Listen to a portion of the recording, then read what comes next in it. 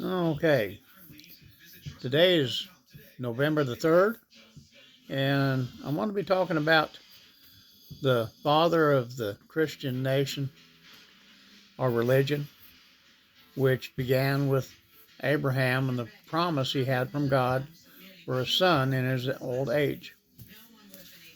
Of course, this reminds us what happens when man takes it upon himself to fix things that he feels is not right instead of waiting on God and keeping our trust in him. Okay, he winds up having his Sarah tells him to sleep with her maidservant so that they can have a son, in which case Ishmael was born. But they were still promised a son of their own, which they did have when Isaac was born.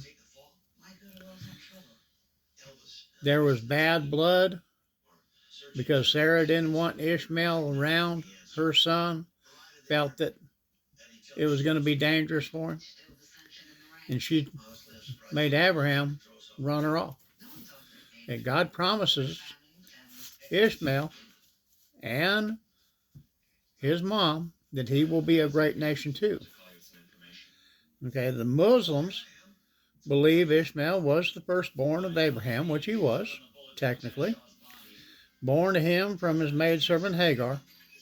He is recognized as an ancestor of several northern tribes, prominent Arab tribes, the forefather of Adnan, the ancestor of Muhammad. Arabs means nomads. So they moved into that region of the country, or the world at that time, and became the first Arabs.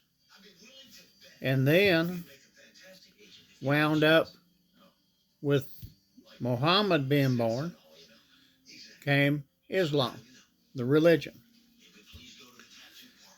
Genesis 16:12 tells he will be a wild donkey of a man. His hand will be against everyone and everyone against him. He will live in hostility towards all his brothers. So when we look at a lot of the problems that we're having in the Middle East, this is something that goes back thousands of years and was started because man took things into his own hands instead of waiting on God.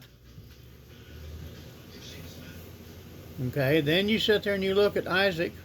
He marries Rebekah, and they have a set of twins, Jacob and Esau, which Esau was the firstborn. But once again, man wants to get his hand in there, and Rebekah favors Jacob, and they wind up, he tricks his father into getting the blessing. And that's a long story in itself. He takes off because he's afraid of his brother Esau and leaves. But in the end, he returns and they do make peace. But Esau finally splits from Israel, and he is actually the descendant of the Edomites. Okay, when Babylon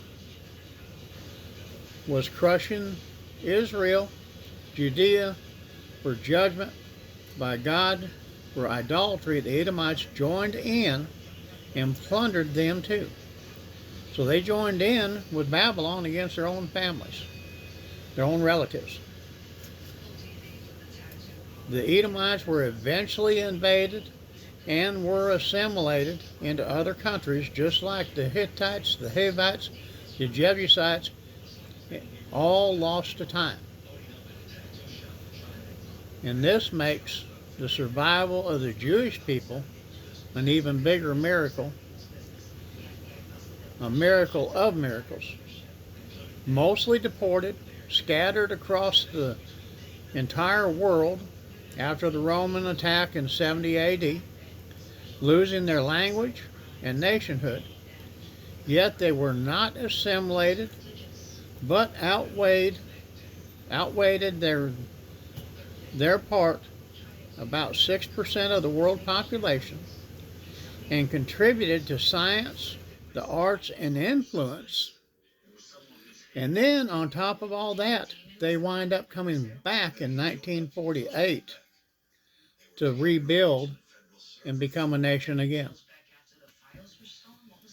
God's hand, God, we were told in the Bible that Israel was his chosen people, and it shows. You look at all the different nationalities around the world that have been assimilated into the countries and no longer exist. Israel, it never happened. So they continue God's blessing over Abraham and his seed, awaiting the Messiah to return. So, this here just barely hits the high points of it, but I'm going to do another one on the different types of religion, but you can look at where it basically starts. And even though there's numerous religions in the world today, they all follow along the same basic line to a degree, except that Christianity is the only one that you can be saved by grace through faith in Jesus. Everyone else, you have to earn your way and hope that you're good enough to make it. So, I'll talk to you tomorrow. I love you all. Pray blessings over you, and have a blessed night. Bye.